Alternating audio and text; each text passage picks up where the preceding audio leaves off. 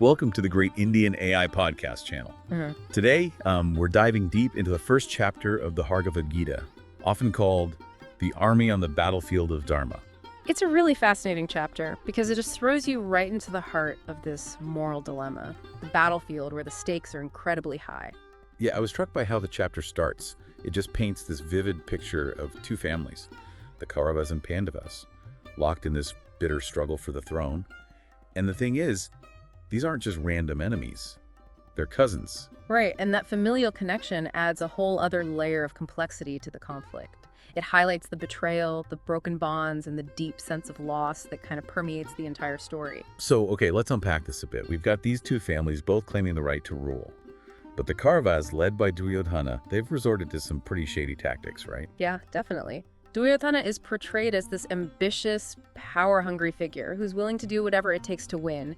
He's driven by this belief that the ends justify the means, even if it means cheating his own family out of their inheritance. So there's this clear sense of injustice, of right versus wrong. But then we're introduced to Arjuna, the main protagonist and a skilled warrior on the Pandava side. And despite knowing he's on the side of righteousness, he's completely overwhelmed with despair. It's almost like he's having a breakdown right there on the battlefield. Precisely. And that's what makes the Bhagavad Gita so relatable, even thousands of years later. It acknowledges that even when we know what's right, even when we're fighting for a just cause, the emotional toll can be immense. Yeah, it really humanizes the whole idea of war. We often think of battles in terms of strategy and tactics, but here we see the raw emotional impact on the individual. Absolutely. And the text does a brilliant job of highlighting this by contrasting the two sides. On the Kaurava side, you have figures like Bhishma, this respected elder and formidable warrior, and Drona, a master of combat who actually trained both the Kauravas and Pandavas. Right, so it's not just a clear-cut good versus evil scenario. There are these layers of loyalty of shared history that complicate the whole situation. Exactly, and it's those complications that really make you think. On the Pandava side, you have heroes like Bhima, known for his strength and courage, and of course Arjuna, famous for his skill with the bow and arrow. So you've got these massive armies filled with legendary warriors about to clash. The tension is palpable. And then you have Arjuna in the midst of all this, questioning everything. And that's where it gets really interesting. You see, Duryodhana is confident, focused on his military might, but Arjuna is wrestling with a different kind of battle, an internal one. He looks across the battlefield and sees his relatives, his teachers, his friends, all arrayed against him. And he realizes that victory in this case means bloodshed, even among his own kin. It's like he's saying, what's the point of winning if it means destroying everything I hold dear? That must have been a heart-wrenching realization. It is, and the text doesn't shy away from the rawness of Arjuna's emotions. He's overwhelmed with grief, doubt, fear. He starts to question the very purpose of the war, the meaning of duty, and the value of a kingdom won at such a terrible cost. These are questions that go way beyond the battlefield. They're questions that we all grapple with in our own lives. What are our obligations? What sacrifices are we willing to make? When does the cost outweigh the benefit? Exactly. And Arjuna's struggle is so profound because it speaks to those universal human dilemmas. He's asking, what is the true cost of victory? Is it worth sacrificing our relationships, our values, our very souls? And this internal crisis of Arjuna's is made even more poignant because he's considered this great hero, this paragon of virtue. To see him crumble like this is really powerful. It is, and it shows that even the greatest among us are susceptible to doubt and despair. It reminds us that it's okay to question, to struggle, to seek guidance when faced with difficult choices. So what does Arjuna do? He's facing this immense internal conflict, surrounded by armies ready to clash. It seems like a hopeless situation. Well, he does something incredibly powerful. He lays down his weapons and turns to Krishna, his charioteer, for guidance. Wait, his charioteer? Isn't Krishna just driving the chariot? What makes him so special? That's where things get really interesting. You see, Krishna isn't just any charioteer. He's an avatar of the divine, a manifestation of God himself. Wow. So it's like Arjuna is turning to a higher power for answers. Yeah. He's acknowledging that he can't figure this out on his own. That's right. This act of surrender is pivotal. It marks the beginning of Arjuna's spiritual journey, a journey that will unfold throughout the rest of the Bhagavad Gita. It's like he's saying, I need help, I need wisdom, I need something bigger than myself to guide me through this. Exactly. And that moment of surrender, that recognition of our own limitations, is something that I think resonates with all of us. We all face challenges in life that feel insurmountable, moments where we need to reach out for support, for guidance, for something beyond ourselves. And this is where chapter 1 of the Bhagavad Gita leaves us, right? Yeah. With Arjuna laying down his weapons, turning to Krishna for answers. Yes, and it's such a powerful image. The physical battle, the clash of armies fades into the background. The real conflict, the truly epic struggle is happening within Arjuna's heart. And it's a struggle that in many ways mirrors our own. So we've got this epic backdrop of war, these clashing armies. But the real drama is unfolding within Arjuna's soul. Right. And as we move forward into the next chapters, we'll see how Krishna's teachings help Arjuna navigate his doubts and find a path forward. This is incredible. It's amazing how an ancient text like this can still feel so relevant today.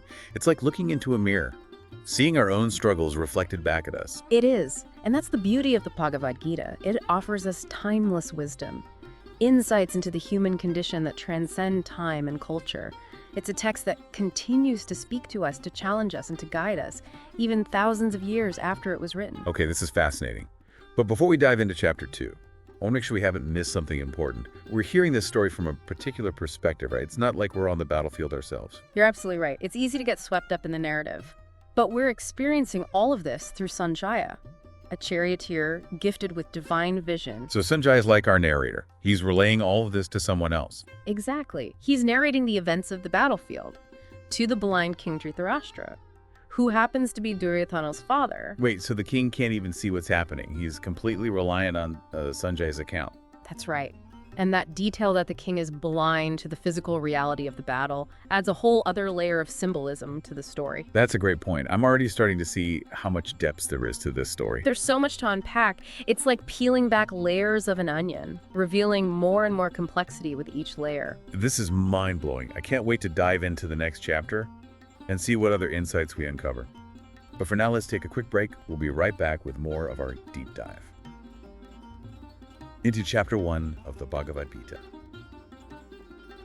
Okay, so we're back, ready to continue our deep dives into chapter 1 of the Bhagavad Gita. We left off with this incredible image of Arjuna, this mighty warrior, overwhelmed with despair, laying down his weapons, turning to Krishna for guidance. What happens next? Well, this is where we really start to see the depth of Arjuna's internal struggle. He's not just having a momentary lapse of courage, he's grappling with some fundamental questions about life, duty, and the consequences of our actions.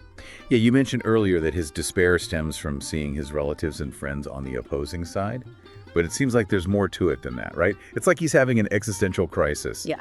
In the middle of a battlefield. Exactly. He's questioning the very point of the war, wondering if victory is even worth the terrible cost of bloodshed, especially when it involves those he loves. He asks Krishna, what joy can there be in ruling a land soaked in the blood of our kin? Wow. That's a powerful question. It makes you think about what truly matters in life. Is power and dominion worth sacrificing your relationships, your sense of peace? It's a question that resonates throughout the ages. We might not be facing armies on a battlefield, but we all encounter situations where we have to make difficult choices, weighing our obligations against our values, our desires against the potential consequences. So how does this ancient text, the Bhagavad Gita, help us navigate these kinds of dilemmas? Well, it doesn't offer easy answers or a set of rules to follow blindly. Instead, it presents us with a framework for thinking about our actions and their implications. It encourages us to look beyond the immediate situation and consider the long-term consequences, both for ourselves and others. I remember you mentioned earlier that King Dhritarashtra, who's listening to this whole account of the battle, is actually blind. Do you think there's a connection between his blindness and the dilemmas that Arjuna's facing? That's a brilliant observation. Dhritarashtra's physical blindness becomes a metaphor for the kind of blindness we can all experience. When we're blinded by our attachments, our ambitions, or our fears, it's like we can't see the bigger picture, the potential harm we might be causing. So Arjuna's questioning his way of breaking free from that kind of blindness. Exactly. He's forcing himself, and us, as readers or listeners, to confront the reality of the situation, to see the potential consequences of our actions, and to choose a path that aligns with our deepest values. That's a really powerful message. But I'm curious, what specific doubts is Arjuna expressing to Krishna? What exactly is causing him so much anguish? He's wrestling with multiple layers of dharma, the concept of duty. He's torn between his duty as a warrior to fight for what's right and his duty to protect his family and avoid causing them harm. He's also questioning the dharma of a king, wondering if acquiring power through violence can ever lead to true peace and prosperity. So it's not just about winning the battle. It's about the long-term consequences of that victory. It's about what kind of ruler he would become, what kind of world he would create. Exactly. He's grappling with the ethical implications of his actions. He's asking what is the right thing to do, not just for myself, but for everyone involved. Yeah. And those are questions that we still wrestle with today. Yeah. It's fascinating how this ancient text, set in the context of a war, speaks to such universal human experiences. Absolutely. And that's what makes the Bhagavad Gita so timeless. It's not just a story about a battle, it's a reflection on the human condition, on the challenges we all face, as we try to live meaningful and ethical lives. And in the midst of all this, Arjuna turns to Krishna, seeking guidance. What's interesting is that he doesn't turn to another warrior or a wise elder. He turns to his charioteer, someone who's seemingly in a lower position. What do you make of that? I think it's significant because it suggests that wisdom and guidance can come from unexpected sources. It's a reminder to be open to learning from anyone, regardless of their social status or position. And in this case, of course, Krishna is not just any charioteer. He's a divine being, a source of ultimate wisdom. Right. I sometimes forget that. So Arjuna, in his moment of deepest despair, turns to the divine for help. It's like a cry for guidance, a recognition of his own limitations. Yes. And it's this humility, this willingness to acknowledge his need for help, that opens him up to receiving Krishna's teachings. It's the beginning of his spiritual transformation. That's incredible. It's like Arjuna's personal crisis becomes a catalyst for his spiritual awakening. Exactly. And it's a reminder that sometimes our greatest challenges, our moments of deepest despair, can be opportunities for profound growth and transformation. So we've got this incredible interplay between the outer battle and Arjuna's inner turmoil. We've got this exploration of duty, ethics, and the consequences of our actions.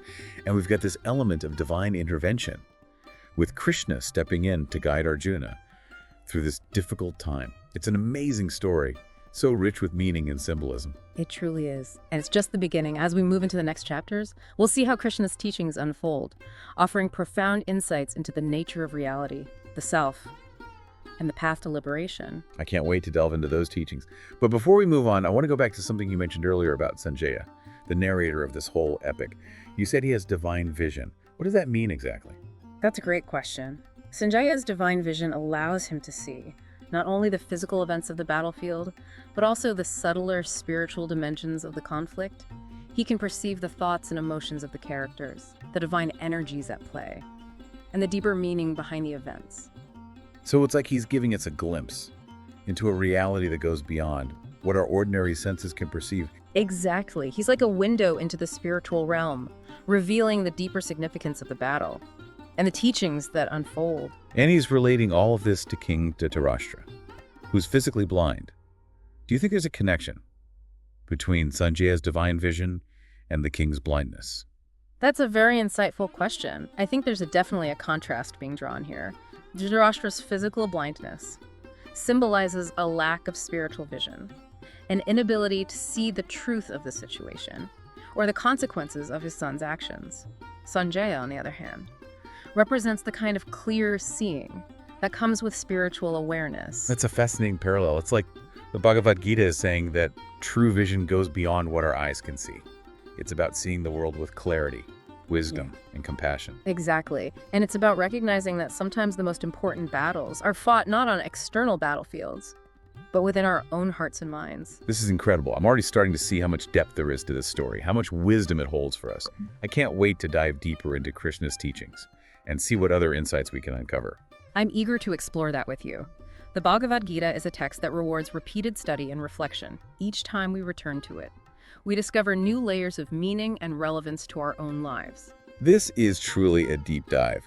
And before we move on to Chapter 2 and the start of Krishna's answers to Arjuna's questions, let's take a moment to reflect on everything we've learned so far. Yes, let's pause and absorb the richness of this first chapter. It's a powerful setup for the profound teachings that are to come. Welcome back to our deep dive into the first chapter of the Bhagavad Gita.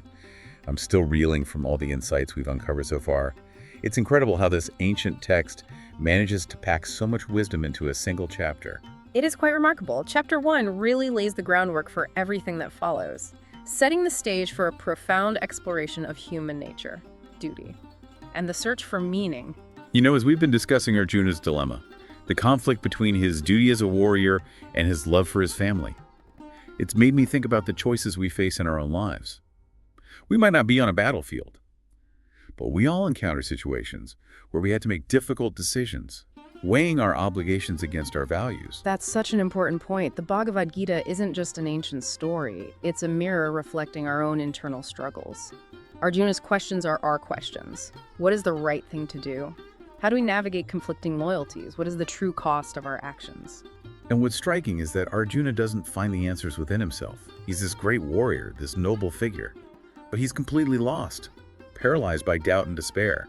It's only when he surrenders to Krishna, acknowledging his own limitations, that he opens himself up to receiving guidance. Exactly. And that act of surrender is so crucial. It's a reminder that sometimes the wisest thing we can do is admit that we don't have all the answers, that we need help, and we need to lean on something greater than ourselves. It's like that saying, when the student is ready, the teacher appears. Arjuna's willingness to let go of his ego, to acknowledge his need for guidance, creates the space for Krishna's teachings to flow. Precisely. And those teachings which unfold throughout the rest of the Bhagavad Gita offer a path forward, a way to navigate the complexities of life with clarity, purpose, and inner peace. I'm really excited to dive into those teachings in the next chapter, but before we move on, I want to revisit something we touched upon earlier, the role of Sanjaya as the narrator of this epic story. Yes. Sanjaya, he's more than just a storyteller. He's a witness, a conduit through which we experience the events of the battlefield and the unfolding of the divine drama. And remember, he's relaying all of this to King Dhritarashtra, who is blind, both physically and metaphorically. Do you think there's a deeper meaning to the king's blindness? Absolutely. Dhritarashtra's inability to see mirrors the blindness that we can all experience when we're caught up in our attachments, our desires, our prejudices.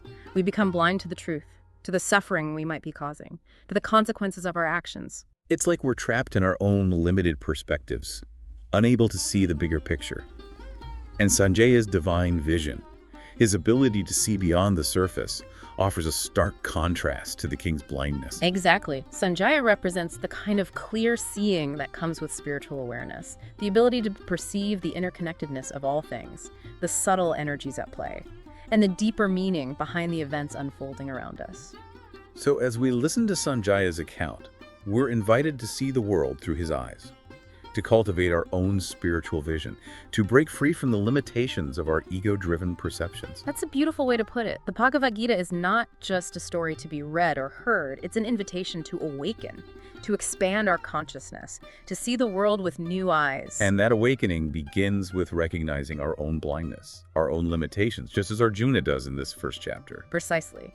It's in acknowledging our need for guidance, for something greater than ourselves, that we open ourselves up to the transformative power of the Bhagavad Gita's teachings. This has been such an insightful deep dive. We've explored the battlefield, witnessed Arjuna's emotional turmoil, and glimpsed the profound wisdom that awaits us in the chapters to come. And we've been reminded that even amidst the chaos of conflict, even in the face of our own deepest fears and doubts, there is a path towards peace, understanding, and enlightenment. And that path begins with a willingness to question, to surrender, to seek guidance, and to cultivate our own spiritual vision. The Bhagavad Gita is a timeless guide, offering wisdom and insights that are as relevant today as they were thousands of years ago. Well, our deep dive into chapter 1 of the Bhagavad Gita has come to an end, but our journey into this incredible text has just begun.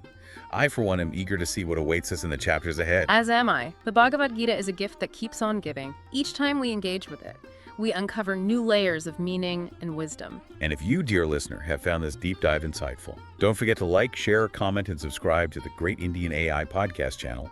Until next time.